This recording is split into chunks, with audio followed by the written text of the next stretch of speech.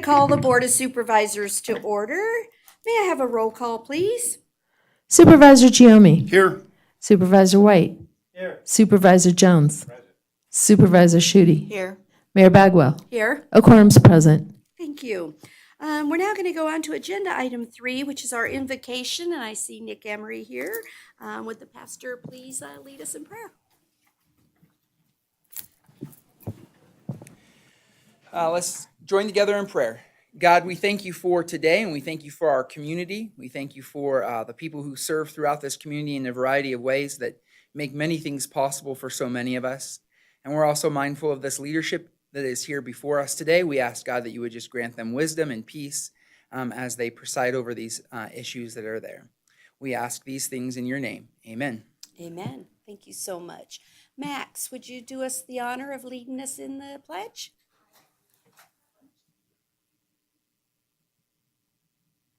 Allegiance to the flag of the United States of America and to the republic for which it stands, one nation, under God, indivisible, with liberty and justice for all.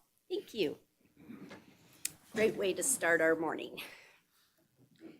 Okay, we're now going to move to agenda item 5, which is our public comment period. First on the list, I have Sheriff Furlong.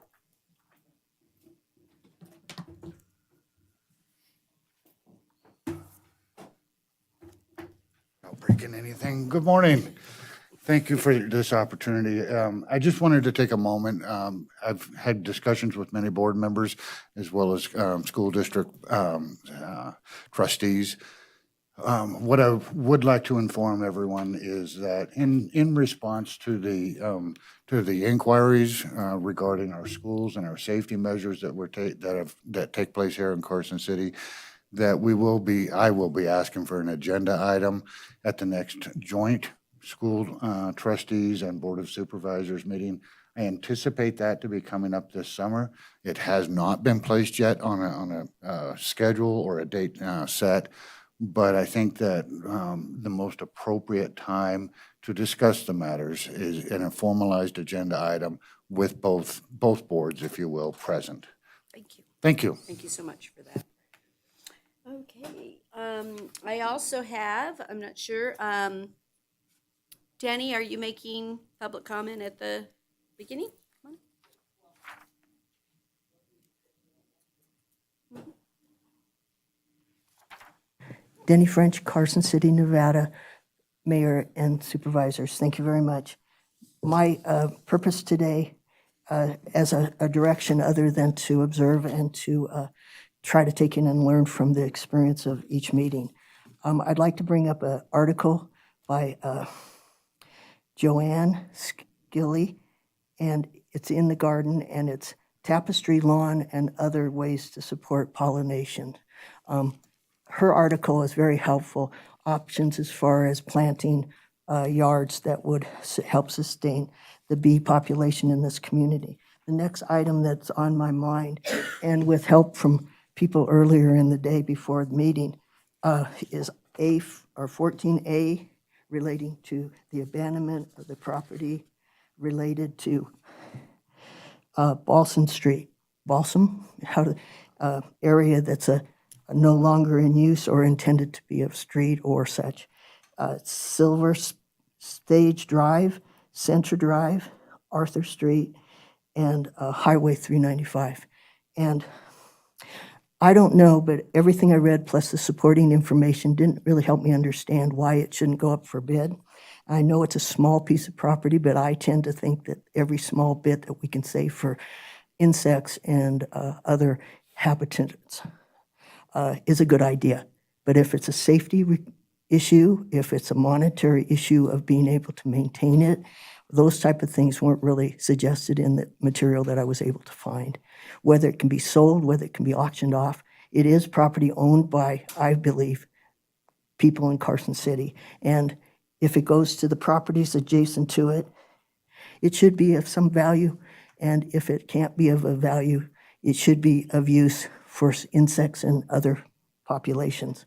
Thank you very much for your consideration on this. I really don't want to see it go to cement or asphalt or such like that. And I'd also like to get money for the city if it was possible. Thank you. Thank you. Okay, I don't have anyone else that's on general public comment. The rest are specific to an item, but just in case, I'm is s- there? Did I step over by doing a specific? fine. Okay. You're fine. Is there anyone else with general public comment? Okay, thank you so much. Just to announce then, item 10B and 11C will be pulled and not discussed during consent, just so everyone is aware. And we will be taking item 14 prior to item 13, just to keep everyone understanding the schedule for today. So we will move the item 14 and do that just before 13. I don't Madam think there's Mayor, any other- which one was it after 10B? The pulled ones? 11C. Thank you. Okay, so then we're going to move on to agenda item 6, which is approval of our minutes. Anyone have any corrections or anything? And this is on the late material minutes. So I'll accept a motion. I move to approve the corrected and late material presented Board of Supervisor meeting minutes for the meeting of May 5, 2022 as presented. I have a motion and a second for the approval of the late material minutes of May 5, 2022. All those in favor, please say aye. Aye. Any opposed, say no. Motion carried unanimously. Thank you. We're going to move on to our special presentation section of the agenda, which is so much fun. And so I'm going to come down below, and it's really up to you guys if you want to just join me below, since we have some just different ones this time.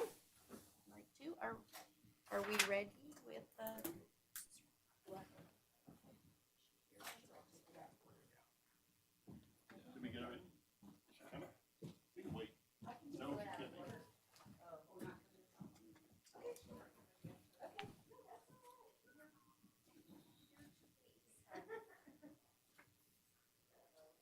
Morning, Dad. How you doing, man?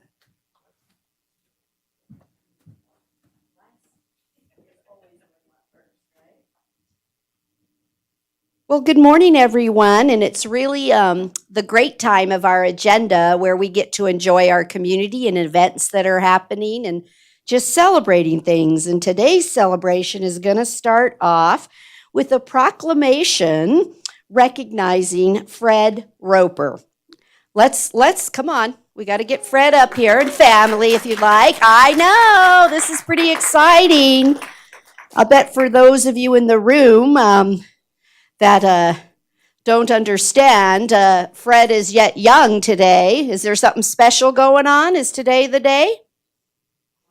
Oh, it's tomorrow, actually? Well, we're going to count today because you should celebrate when you make a milestone for at least 24 hours, maybe 48, right? We should do it. So, sorry, this is getting harder on me as the years go up for me as I'm celebrating too.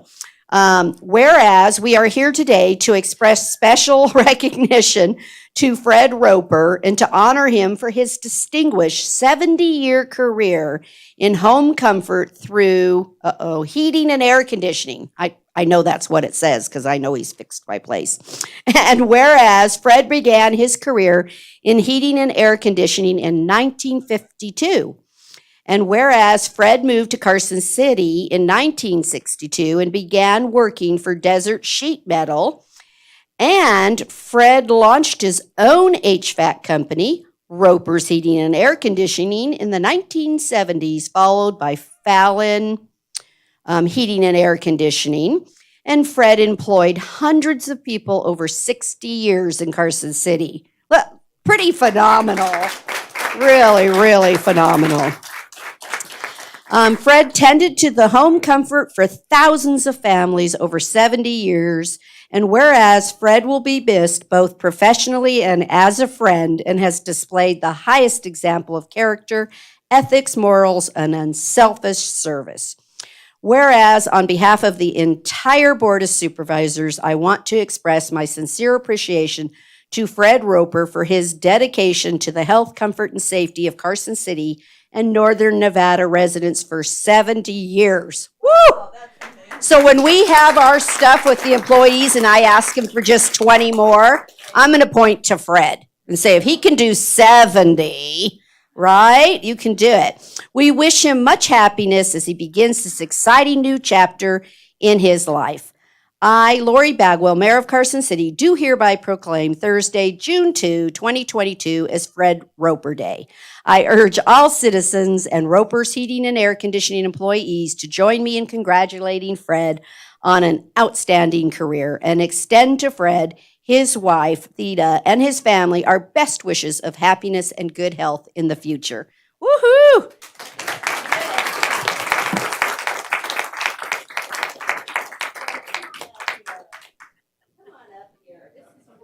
Congratulations and everything else. Does the family want to come too? Anybody want to say anything and get in the picture with us? This is so important. How about Fred? Do you want to say anything? You're like, I'm 70 years and doing this and I'm done? I'm done. I'm done. Oh, he's gonna help us get the bees. See, this all fits in today. You all just don't know it. Right? Oh, wonderful. So happy.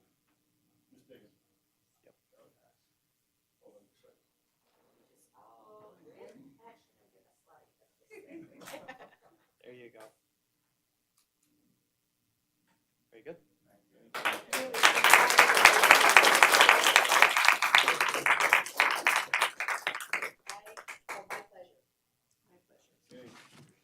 Good luck running the business without him. Oh, that's a that was a true comment. All right. Aw.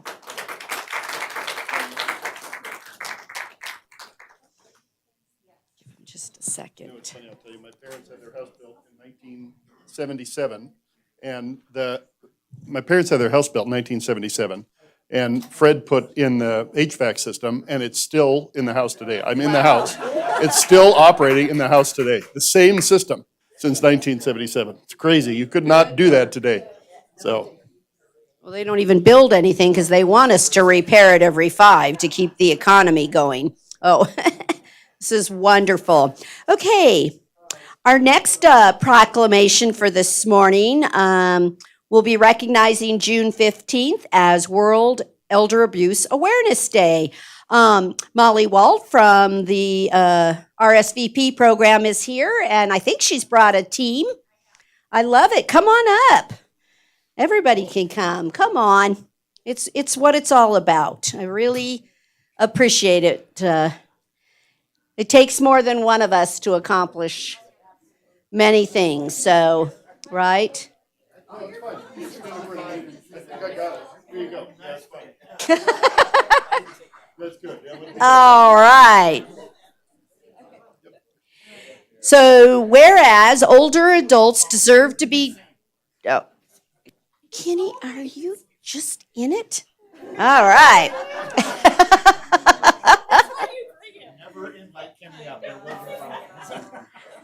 All right. Whereas older adults deserve to be treated with respect and dignity to enable them to serve as leaders, mentors, volunteers, and vital participating members of our community. And whereas in 2000 and it's either 5 or 6, you guys.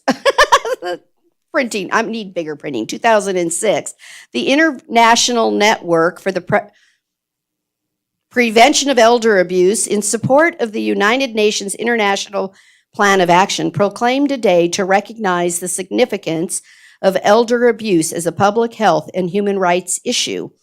And whereas 2022 marks the 17th annual World Elder Abuse Awareness Day, in recognition, will promote a better understanding of abuse and neglect of older adults and why we don't do it. I just want to add that in myself. I don't know why I like that sentence. Whereas preventing abuse of older adults through maintaining and improving social supports like senior centers, human services, and transportation will allow everyone to continue to live as independently as possible and contribute to the life and vibrancy of our community. And now, therefore, I, Lori Bagwell, Mayor of Carson City, Nevada, on behalf of the Board of Supervisors, do hereby proclaim June 15, 2022 as World Elder Abuse Awareness Day and encourage our community to recognize and celebrate older adults and their ongoing contributions to the success and vitality of our country. You're here, right? I'll let Molly, do you want to say anything? All right. Well, no, I thank you, Board of Supervisors, everyone, the community for your support. We just need to remember not to forget our elders. We do have a Good Neighbor program that we have partnered with the Sheriff's Office. We're looking for volunteers to help us. We are asking for all of you to be a good neighbor to our senior. Look out for them, place a phone call, go visit them. We just need to make sure that our seniors are not forgotten. Thank you. Thank you so much for some information.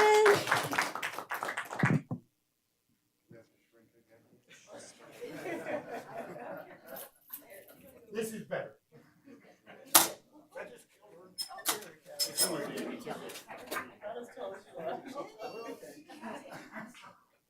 All right.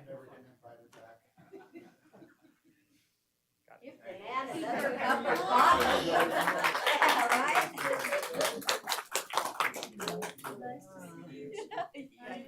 This morning.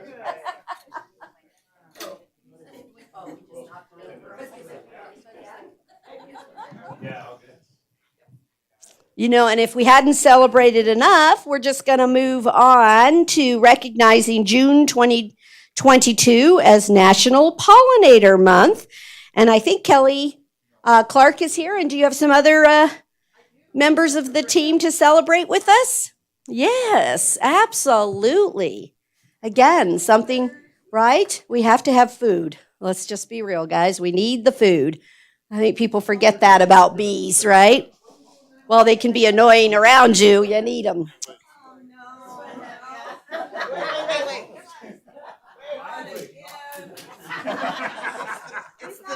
It's the drone. Oh boy, here we go. Okay. Whereas pollinator species such as bees, butterflies, and birds are essential partners of farmers in producing much of our food supply, including 1 in 3 bites of food that we consumed. Pollinators play a vital role in the health of our national forests and rangelands, which provide forage, wildlife, timber, water, mineral resources, and recreational opportunities, as well as enhanced economic development opportunities for communities.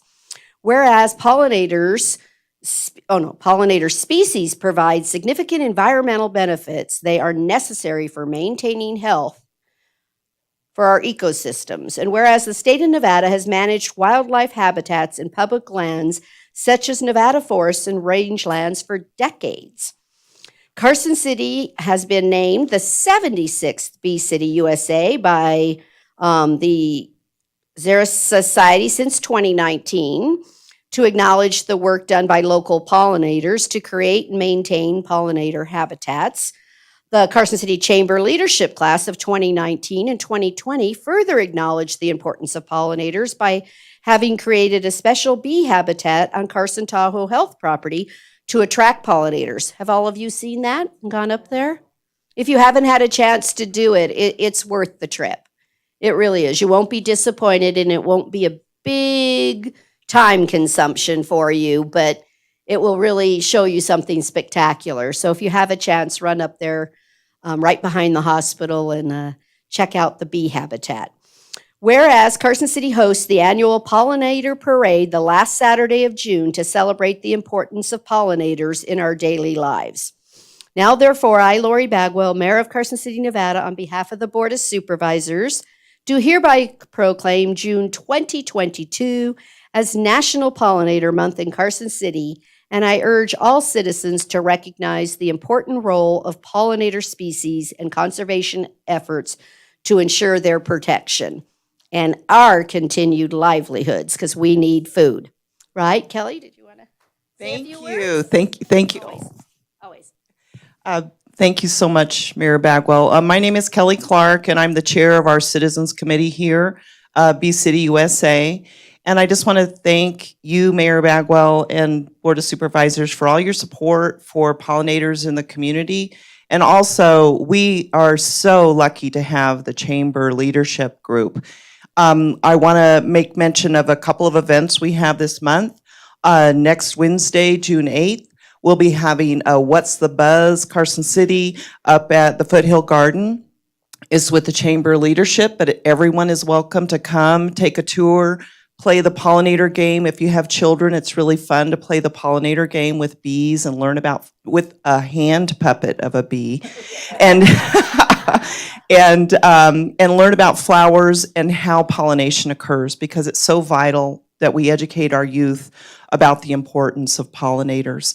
And the other event is on the 9th. We have Matt Forrester from the UNR professor. He's a UNR professor, and he's going to be talking about landscaping for butterflies, and that'll be at the Adams Hub, and it'll be in the evening from 6:30 to 8 next Thursday.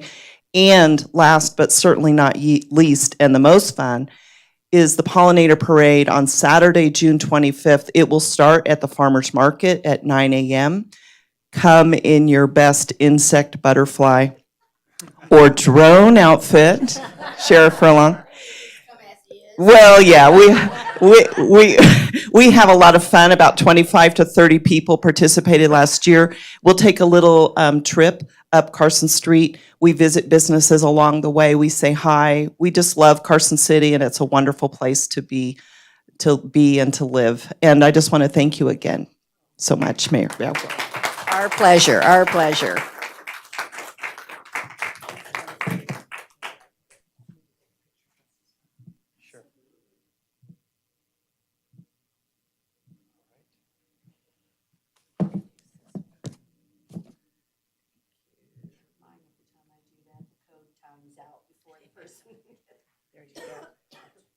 Oh, and I also want to mention, of course, Lindsay Boyer. She is the staff to our committee. She's an outstanding representative for the city, and Jen Budge and her have made all the difference with our program.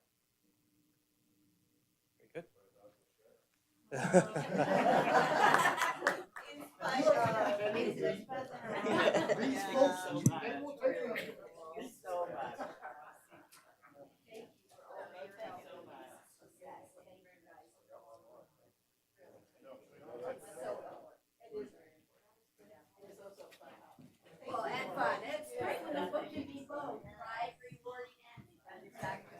Thank you.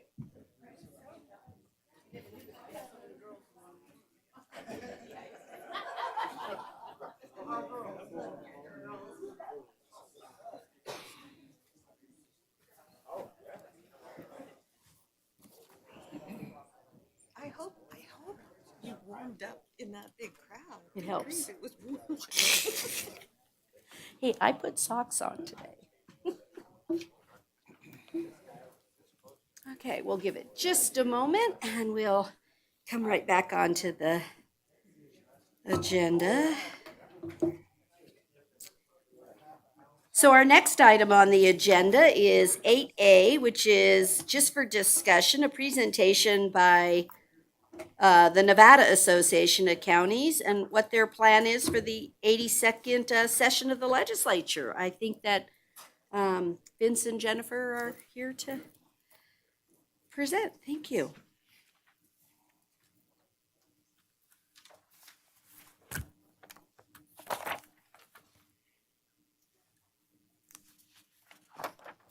Green is on, guys.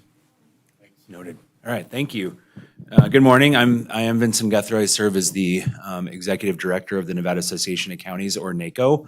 I know I'm meeting some of you for the first time, but the board selected me back in August of last year to lead this organization. I served as the Deputy Director prior to that. And Mayor Bagwell, thank you so much for the time on your agenda today. It's nice to see you all again. NACO traditionally schedules visits to our members once a year. However, we had to pause those in the past as meetings went virtual and local governments were focused on COVID response. We're happy to return to Carson City and look forward to sharing with a little bit about what NACO does on your behalf. The Nevada Association of Counties it's a statewide association that represents Nevada's counties, and as a consolidated municipality, so you'll have to excuse me throughout my presentation. I'll probably refer to counties or local governments, but because you're both a city and a county, we'd like to extend our gratitude and thanks to Carson City for your membership and support of NACO. All right, Nancy, I'm like, oh, it worked. I don't know if she's there. She is. Thank you so much. Just want to talk a little bit about how NACO is governed. NACO Board of Directors is made up of at least one commissioner from each of our members. I'd like to extend a personal thank you to Supervisor Giomi, as he serves as your current representative on the NACO board. And thank you to Mayor Bagwell, she serves as the alternate on our board. They've both been great partners between Carson City and NACO. And I wanted to highlight for you as well our NACO Executive Committee. These are our current officers. Currently, our president is Washoe County Commissioner Bob Lucy. And our executive committee is also made up of NACO immediate past president, Clark County Commissioner Marilyn Kirkpatrick. Commissioner Varlin Higbee from Lincoln County serves as our president-elect and will be succeeding President Lucy next January. And Supervisor Giomi serves as our vice president. The NACO board also includes affiliate members. Our affiliate members are those statewide associations representing our other county elected officials. So for example, the Clerks Association, your Assessors Association, Recorders Association, and Nevada Sheriffs and Chiefs Association, to name a few. They have a non-voting seat on the NACO board, but we engage with them quite heavily, especially during the legislative session on items important to county elected officials. This is our mission. NACO was created in 1924. We are enabled in statute. We support cooperation and coordination amongst Nevada's counties. Nevada's counties, both small and large, have a lot of similar issues at the state, local, and federal level. And NACO works hard to be nimble and provide resources and support Nevada's counties in a variety of ways. One of the main ways that we do that is that NACO serves as a forum for collaboration between Nevada's county commissioners, and in this case, our Carson City supervisors, and addresses common issues affecting local governments, as well as serves as a way for commissioners and supervisors to come together to better serve their communities. Our board meets monthly. Some examples from our recent board meetings include a discussion on federal funding from the Natural Resource Conservation Service. The board discussed a 2022 NACO strategic planning session. We also designated, and it couldn't be more timely based on the presentation this morning, we designated or recognized May as Older Americans Month. And also the board approved engaging the governor's office on the state budget.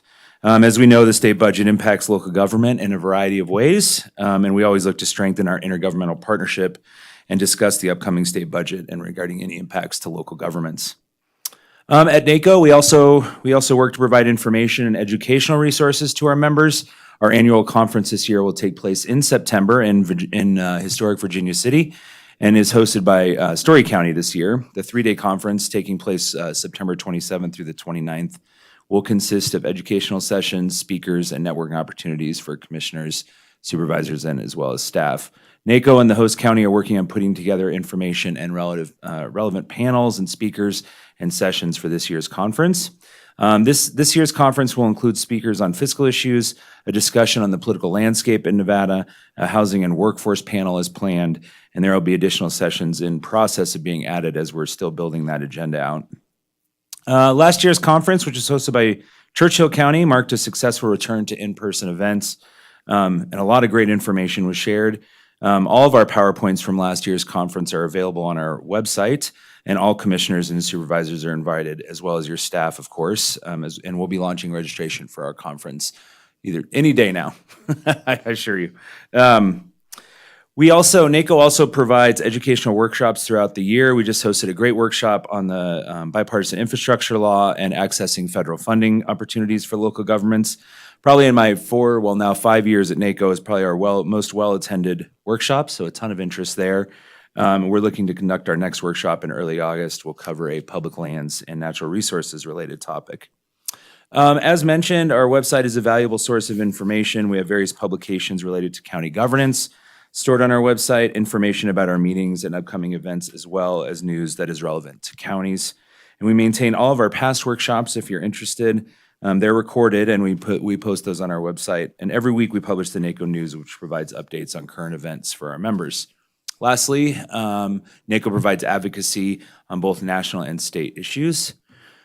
And one of the ways that we are doing that is that we're building capacity at NACO, and we are planning for the future to effectively serve our membership. To my left is Jennifer Berthum. She joined NACO in February of this year. She is our government affairs manager, and she serves in, she's actually headquartered in Southern Nevada to give us a larger statewide presence on government affairs activities. Jennifer has a decade of experience in state and federal government affairs policy, and Jennifer served on the staff of 2 United States senators, including a Nevada senator. She specialized in healthcare, appropriations, Nevada land and water use issues, the federal budget, and education issues, and most recently, she worked on legislative policy at the Florida Housing Finance Corporation. Jennifer is a graduate of the University of Nevada, Las Vegas, and she has a master's degree from Florida State University, and we're thrilled to have her on board. NACO recently hired a public health coordinator. The association is currently funding this position with a public health workforce grant. Taylor Allison was named NACO's public health coordinator this year, and Taylor is supporting counties on a variety of things, including assessing public health resources in their communities, working on the creation of the Central Nevada Health District, and assisting counties to create and draft local needs assessments regarding the expenditures of opioid settlement dollars. That position, we're really looking to tell the story about local government public health. I wanted to thank Nikki Aker of Carson City Health and Human Services for her participation and involvement on that recruitment committee as we looked to bring that position up, and she provided a lot of great input for us. And my understanding is Taylor was actually a former employee of Carson City, so you're welcome. No, just kidding. Yeah. Oh, okay. There you go. NACO also has a natural resources manager, Jacob Brinkerhoff, who started just last month due to the high percentage of federally managed land and the dramatic impact that federal land agency decisions can have on our local communities. This position supports local governments. So one of the most important ways that NACO advocates and supports our members is our advocacy on collective county and local government issues at the Nevada legislature. NACO monitors and track bills that may affect counties when we are at the legislature, which is nearly every day of the 120-day session, and sometimes special sessions, which there were 2 of last year. We work closely with each of our members to collaborate on legislative issues that may affect local governments. And also leading up to the legislative session, we work to develop and maintain relationships with our legislators and to provide them with information on local government priorities and on the many services that you all provide on a daily basis. We also support local governments during the interim as part of our legislative advocacy. Interim activities at NACO include following regulatory hearings as well as interim legislative committees, of which there are more. Last year, in the last session, they added additional interim committees. This interim, we have been watching regulations for bills that were enacted in the 2021 session. And also this interim, we're conducting meetings of the recently convened China Spring Working Group in an effort to modernize and address governance, oversight, and funding of the China Spring Youth Camp. We continue to monitor regulatory hearings and track potential costs to counties so that they don't become unfunded mandates. Turning our discussion to federal issues, NACO keeps in regular contact with staff from Nevada's congressional delegation. We also travel to Washington, D.C. every year to talk with our representatives about county issues. We travel to D.C. as part of the National Association of Counties Legislative Conference. Meetings with our delegation have included conversations on Medicaid funding, grants that we use in our county jails, funding for behavioral and also public health programs, the payment in lieu of taxes programs, various public lands issues, including military withdrawals. In addition, we have conversations regarding infrastructure and transportation priorities for local governments. NACO and the National Association of Counties advocates effectively on county issues. And we also, in the interim, NACO represents and makes appointments to a number of statewide committees, 7 of which are created by state law. Just some examples of those committees are the Nevada Rural Housing Authority, the Committee on Local Government Finance, which is a critical state committee, the Commission on Off-Highway Vehicles. We also appoint to the State Land Use Planning Council and the Health and Human Services Grant Management Advisory Committee, just to mention a few. Finally, as I mentioned, we hired a staff person dedicated to natural resources issues and public lands issues, and we work on a variety of issues in those arenas. Recently, NACO provided comments on the proposed rule changes to the waters of the U.S., WOTUS, greater sage grouse by state as well, which affects this local government. America is Beautiful, the 30 by 30 conservation initiative, and we're engaging on other issues, including renewable energy and the Fallon Range and Training Complex modernization. We've advocated strongly for mitigation in that FRTC legislation and in response to neighbors' proposals at Fallon that affect local governments. And as I mentioned, the NACO board has a Public Lands and Natural Resources Subcommittee that works in more detail on public lands issues and provides guidance to the NACO board. I want to thank Supervisor White for his membership in that committee. He's been a great advocate for your city as well. So just turning our attention to the 2021 session, I know it's been a year, but just apologize for not getting out in a more timely time frame. As part of our discussion, I just want to provide information on how we supported counties during the legislature and provide our perspective on the most recent session at the Nevada legislature. This last session, NACO was able to increase our presence at the legislature. We hired a public policy intern. We engaged NACO's natural resources manager on specific policy areas with the legislature. And between Dagny Stapleton, who is my predecessor, and myself, we are engaged with the legislature every day during session. I'm sure, just want to give you a little reminder, as I'm sure nobody on this board actually needs reminding, but like many other things in our daily lives, the legislative session looked a little different as the Nevada legislature took steps to conduct a constitutionally mandated session while balancing the impacts of COVID-19. So normally I would say that NACO was in the building every day, but as part of the COVID-19 mitigation efforts, the legislative building was closed to the public for most of session. This had an impact on our ability to interact with members of the legislature in a traditional way, more of the way that we were used to. But it didn't slow down the number of issues that counties faced and that local governments faced. NACO reviewed over 1,000 pieces of legislation, ended up tracking about half of those as they had a nexus or impact in some way to county operations, administration, or authority, finances, and other local government priorities. Throughout the year and leading up to the legislative session, NACO works diligently to develop and maintain relationships with our legislators, including legislative leadership and the governor's office, and to provide them with information on county priorities and on what counties do and what counties provide. We did recently launch the NACO We Are Counties campaign, and we engaged members that way on an educational basis. As part of our legislative advocacy, the NACO board has a legislative subcommittee that meets regularly during the interim and weekly during session to provide NACO staff and the board with guidance and information on pending legislation that could have an impact on local governments. Supervisor Giomi participates in that committee on a regular basis, along with your city manager, Nancy Paulson, and your deputy city manager, Stephanie Hicks, and Stephen Wood as well, who I understand is a new employee here, and he's engaged on that committee as well. So Carson City is well represented on legislative matters at the NACO board. So our general overview of the 2021 session is that when it started and many of the conversations that we were having with board members and our legislative committee was that there were a lot of things that would have had a significant impact on counties and local government, and especially a fiscal impact, but also to county operations and local government operations. We worked very hard on a number of fronts and together with the other county lobbyists, as well as cities, Carson City included, but also the League of Cities and some other city lobbyists. And on specific policy issues, we also engaged with the business community to walk back a lot of these bills. And in the end, I think we can say we came out of session much better than we had initially feared. However, we are aware that many issues resolved, but one that addressed criminal justice reform and the issue of pretrial release was Assembly Bill 424. That bill will have an impact on local governments. It requires a pretrial release hearing within 48 hours. It has a fiscal impact, especially to our courts. They'll need to set up new systems in response to the approved changes.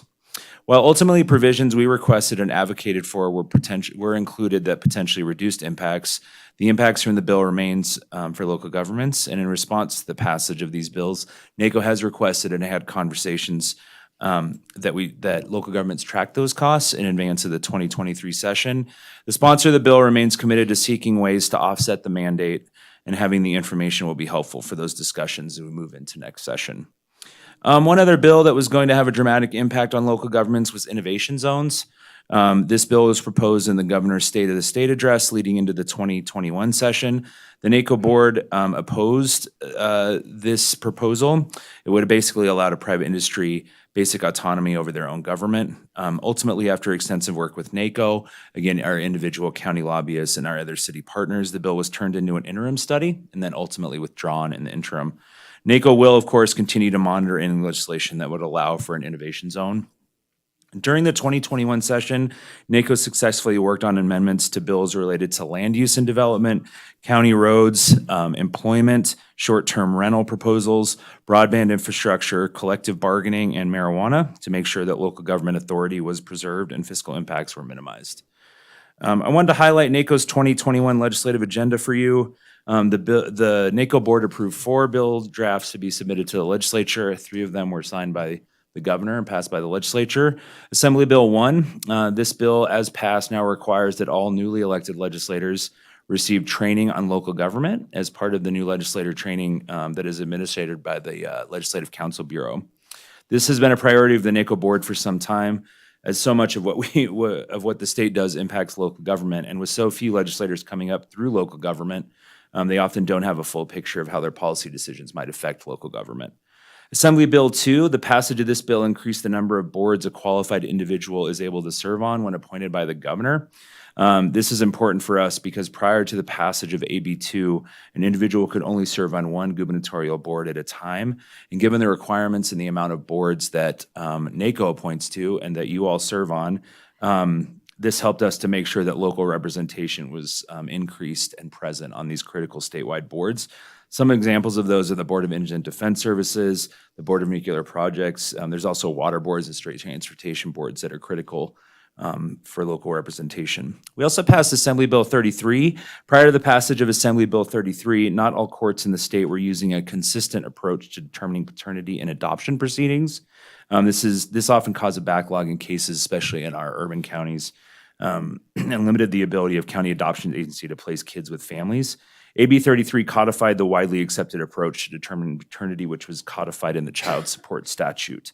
We incorporated that into the NRS section that addresses child welfare, and that ensures a consistent approach statewide to adoption proceedings.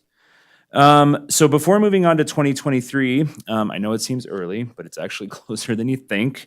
I'm gonna turn it over to Jennifer, if that's okay with you, Mayor, and just have her talk a little bit about some of the work that we're doing for 2023 and give you a preliminary outlook for that session. So.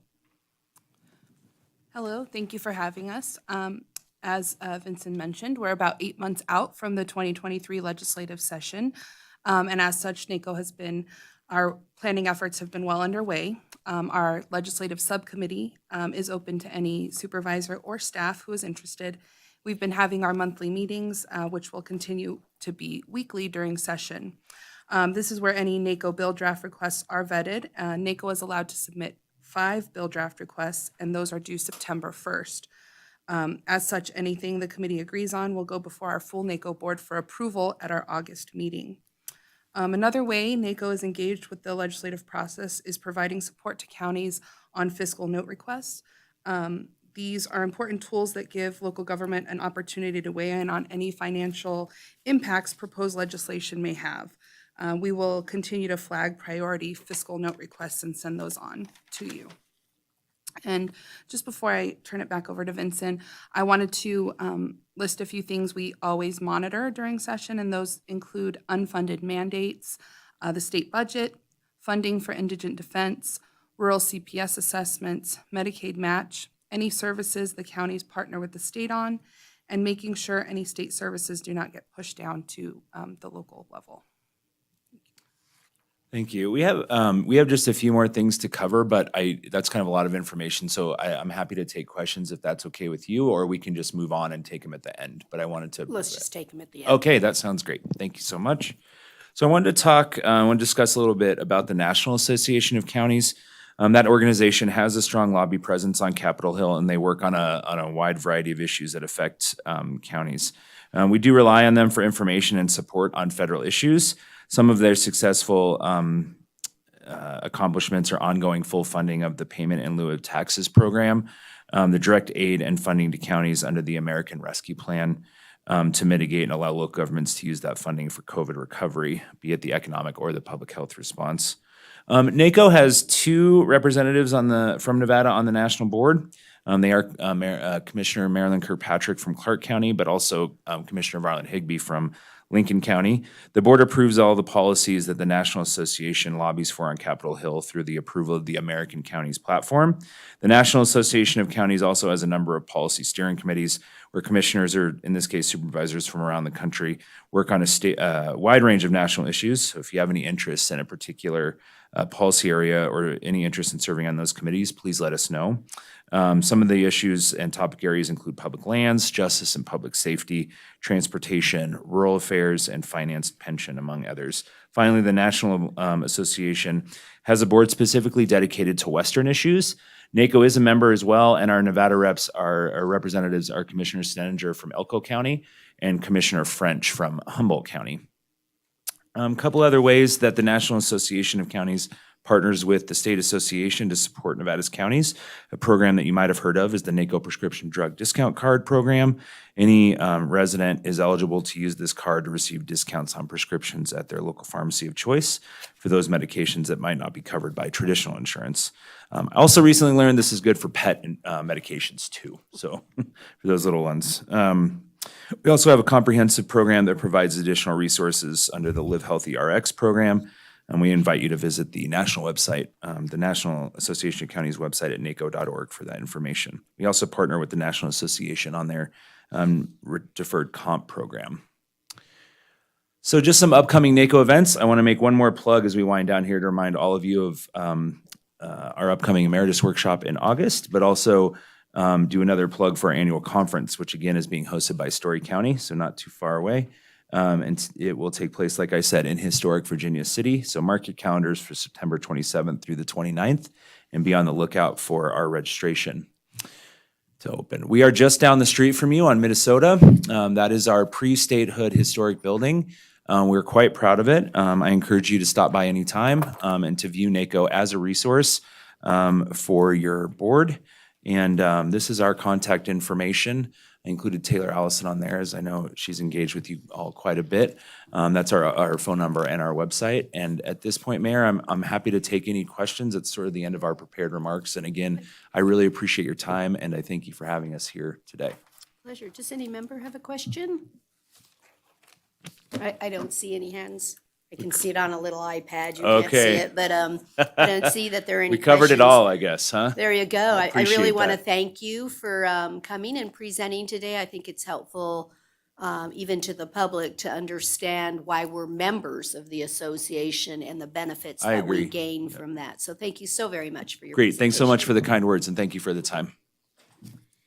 Okay, we're now going to move to our consent agenda, and once again, we are not considering 10B or 11C. Does any member of the board or the public, I didn't see any request one of the consent items to be specifically heard? Okay, I'll take a motion for approval of the consent agenda. I move to approve the consent agenda consisting of item 9A, 10A, 10C, 10D, 11A, 11B, 11D, E, and F as presented. I have a motion and a second. All those in favor, please say aye. Aye. Any opposed, say no. Motion carried unanimously. Thank you all so very much. We're now going to move to agenda item 14. As I announced earlier, we'll see if we can take this one. Discussion and possible action regarding the request for the abandonment of the public right-of-way. This has Heather, but does any member of the board have a specific question or anything on this project? No? So I'll just make a, yeah, he's there. I'll make a general comment on this since we had a public comment earlier, is to why don't we sell it? It's because it was given to us in the first place, correct? And so we cannot sell something that was given to us. So I think it's just, again, important for the public to understand, and the rules require it then to be reabsorbed from whence it came. And so it will just go back to what it was. So with that, is there any other public comment just in case? Okay, I'll take a motion. I move to approve the order of abandonment. I second. I have a motion for approval. All those in favor, please say aye. Aye. Aye. Any opposed, say no. Thank you so very much. Okay, we're now going to move to agenda item 13A, which is discussion and possible action regarding the selection of a conflict counsel attorney. This was Ms. Paulson. Are you going to take us through this one, please? Yes, this item is regarding a conflict counsel attorney services contract to provide indigent defense services in the First Judicial District Court and the Carson City Justice Municipal Court from June 2nd, 2022 through June 30th of 2023. In addition to using the state public defender, Carson City contracts with 3 conflict counsel attorneys to provide indigent defense services. Mr. Malone, one of these attorneys, has tendered his resignation effective May 20th of 2022. An announcement soliciting letters of interest for the contract was published in the Nevada Appeal and circulated to the Washoe County Bar Association and the First Judicial District Bar Association. We received letters of interest and resumes from 6 Nevada attorneys. Pursuant to Carson City's plan for indigent defense services, the Board of Supervisors is required to select conflict counsel attorneys. And the city's plan states that when selecting the conflict counsel, we should consider the experience and qualifications of the applicant, the past representation of indigent persons, the applicant's ability to comply with DIDS regulations, and whether the applicant resides in or has an office in Carson City. Staff is recommending Daniel Spence, who is in our audience today, for this contract based on his experience working as conflict counsel for the city from 2019 to 2021. He has an office in Carson City, and according to the district court and Carson City's Justice Municipal Court judges, he provided excellent indigent defense services for his clients. Currently, Mr. Spence only has conditional approval from DIDS to handle Category B+A felonies. Although Mr. Spence was conflict counsel for Carson City for 2 years, due to the recently adopted Board of Indigent Defense Services regulations, in order to handle these types of felonies, he must work with a mentor, and the mentor must be present at all critical hearings for these types of cases. Until Mr. Spence has been trial counsel alone or with other trial counsel and handled a significant portion of 3 felony jury trials that are tried to completion. I have spoken with Kay Ellen Armstrong. She's a former long-term conflict counsel for Carson City, and she has agreed to be Mr. Spence's mentor on these types of cases. And just looking at, in your packet late material, we did statistics for the first quarter of 2022, and the category B+/A felony cases represent less than 3% of conflict counsel's open cases. So based on these stats, the ability to assign these cases to the other conflict counsel attorneys, the availability of a mentor for Mr. Spence, and the positive response staff has received regarding Mr. Spence's representation of his indigent defense clients, staff is very comfortable recommending him for this contract. Thank you. Is Mr. Spence the only potential attorney here? Did we invite all of the others? Yes, we sent notice to all of the attorneys to attend in person or via WebEx, and I believe Mr. Spence is the only one here. Okay. I just have a couple of questions. If you can come, that would be great. Thank you. Mhm. Good morning. And mine are mostly just green is if you push it and just let go, it'll be green. And there you go. Mine are just in general, when I look to select a candidate to work with us via contract or an employee. Why don't you just give me a little bit of why you want to represent for indigent services for Carson City? Well, that's easy. I very much like helping the community. I've been in this community for my entire life. I went to Carson High, UNR, went to out of state for my law degree, but returned as soon as I graduated and set up my practice. I've been here since 2013, running my own practice. I handled all, in my practice, I did everything. So I did family law, criminal law, wills, trusts, adoption, but I loved the criminal law area. And so I had been attending a lot of the meetings and got more and more of the criminal stuff down. At which point I applied and got the conflict counsel contract and held it for 2 years. And I only stepped away from it because there was a possible judgeship opening up that I was very much interested into. But that was in Dayton, and Judge Camille Vitrelli didn't retire yet. She's going to hang on another year or two, which is good. But so that didn't happen. So then when I found out the contract was coming available again, naturally, I wanted to seek that again because I love being able to help the community. I'm really good at it. I've been doing it for many years, 2 years on the contract, and very successfully. In fact, since DIDS was created, I had the contract. I never received anything from them saying I wasn't qualified or couldn't do it. They never had any issue with that. And since that time, a year ago, when they came into existence, they've been doing exit interviews with their indigent clients to see if how they did and how their attorneys treated them and how the process went. And my understanding is that I received the highest ratings of any attorney, private or public defender or conflict counsel, of all of them they got back by a good shot. Because I take it very serious. I meet all my clients in person. I spend time with them. I try to understand it. And I'm uniquely qualified to understand their whole situation because typically when there's a criminal case, there's a lot of other things going on. And because I have the experience with family law, juvenile law, that kind of stuff, I have a really good way of explaining things and helping people understand the process, which is obviously received very well, which is why I've gotten such high praise. But it's just something I love doing. It's something I'm very good at. And as far as like Nancy has pointed out, the part they're saying I'm not qualified for is really kind of an insult to me. Because I could be very qualified for that. I could rush every client I have into a trial, and I don't have to win them to get that qualification. I don't have to get innocent. I just have to go to trial. And so I could have done that, feathered my cap, and I wouldn't even be here on any kind of question.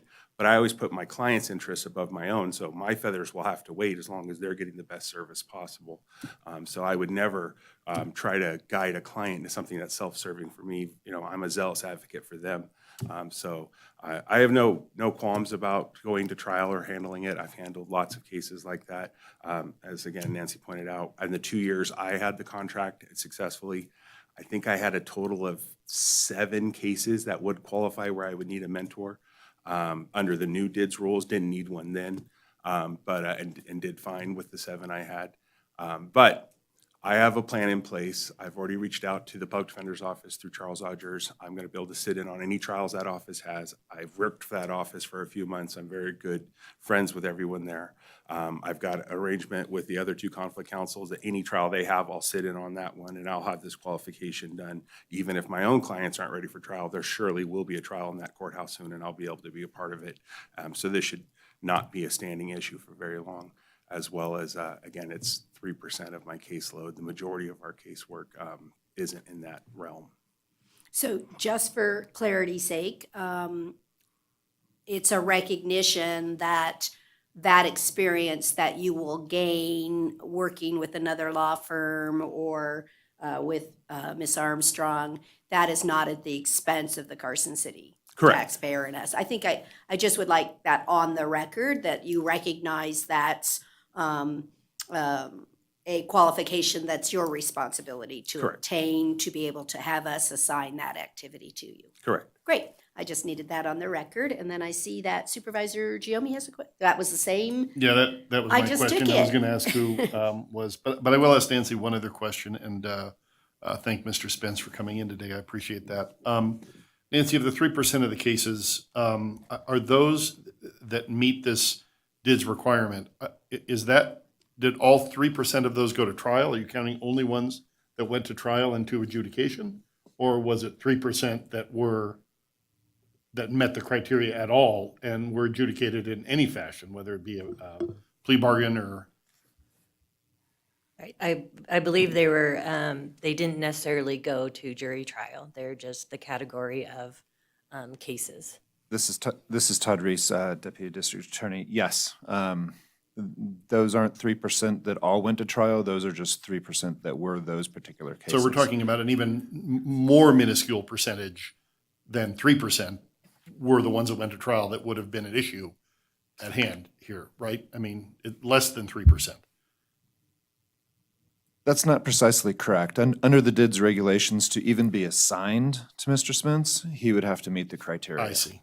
Okay. So that would apply to Right, all of course, the. you wouldn't know if it's going to trial until after you take the case. Right, I got you. and so that would apply to any case, Okay, I regardless of whether it's going to trial. But in reality, okay, I got it.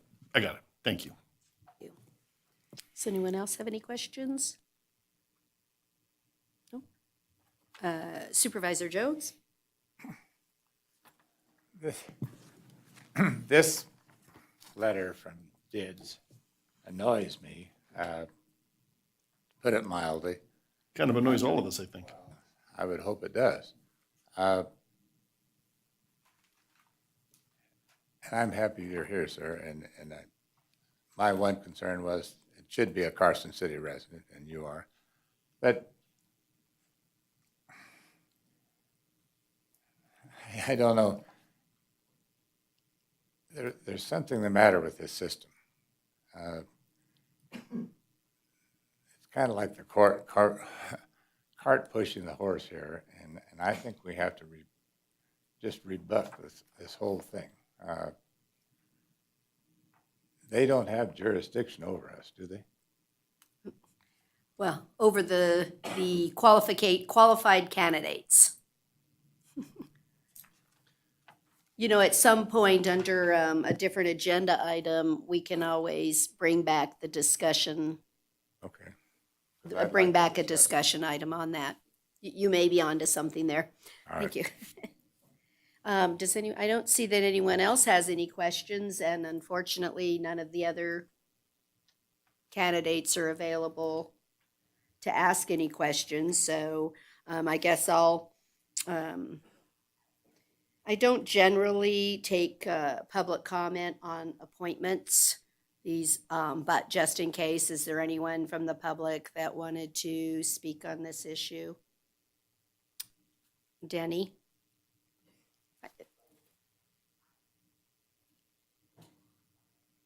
Mayor, supervisors, Supervisor Jones brought up a letter that he had conflict with, and was that in the overflow info? Yes. Was that this letter then that he's referring to? From sorry, DIDS. Wrong letter, but it was up here though. Yes. Okay.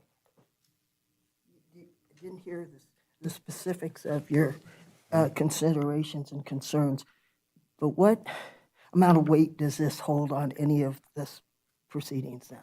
On your ability to be able to take him on as a contractor? It's our decision. Right, So so this- everything that we receive from the public, and I just appreciate the general question, everything that we receive in public comment, we read and give it weight based on what we read. So, and that's going to be different for each and every one of us as to what strikes us as more important or less important. But we read everything and take everything into consideration. I appreciate that. I just wondered if there was a specific, because I didn't get a chance to read all this, and I'm going, what letter? And so thank you very much. You're welcome. Thank you. Okay, with that then, it looks like, I think we're ready for a motion. Supervisor Giomi. I move toward the contract as presented to Daniel J. Spence. I have a motion and a second for the approval of the contract to Daniel Spence. Is there any further discussion? Seeing none, all those in favor, please say aye. Aye. Aye. Okay, thank you very much, and do good work. Thank you, I will. Thank you. Okay, we're now on to agenda item number 15, which is our non-action items. I'll start with City Manager Paulson. Do you have any items to bring forward? Yes, I just wanted to let everyone know that we heard from the Porter Group that Senators Rosen and Cortez Masto have included several of the projects we requested for 23 appropriations in the appropriations bills. One is the Appian Way traffic signal for 1.1 million, safe routes to school for 1.5 million, and we, as you recall, we got for this year we got 1 million for safe routes to school, so that's great news. And then the Prison Hill Trail South project for $2,384,000. We also heard earlier on that they included the MRAP for the Sheriff's Department at almost the full amount, short like $400. And then Congressman Amadei also submitted the Appian Way project for funding. So great news. There's still a lot to go in the process, but we're hoping it works out as good as it did this year. It's wonderful news. Does any member of the board have anything to share? Being pulled entirely? I misunderstood that. Yeah, they're not Pardon to me, be I misunderstood. discussed. I thought we were pulling them to hear them separately. No, But they're pulled pulled from the agenda. consideration. Okay, that was not clear. Okay, thank you. Yeah, from consideration. Okay. Any other members of the board have anything to share? That's an easy meeting. Okay, we will be having a closed session. As usual, we do that actually upon adjournment as it's a closed meeting. So I am ready now for agenda item number 16, which is our final public comment. Seen any? Okay, we don't have any of that. So we are adjourned. And if you'll just 5 minutes or so for the room to clear, we will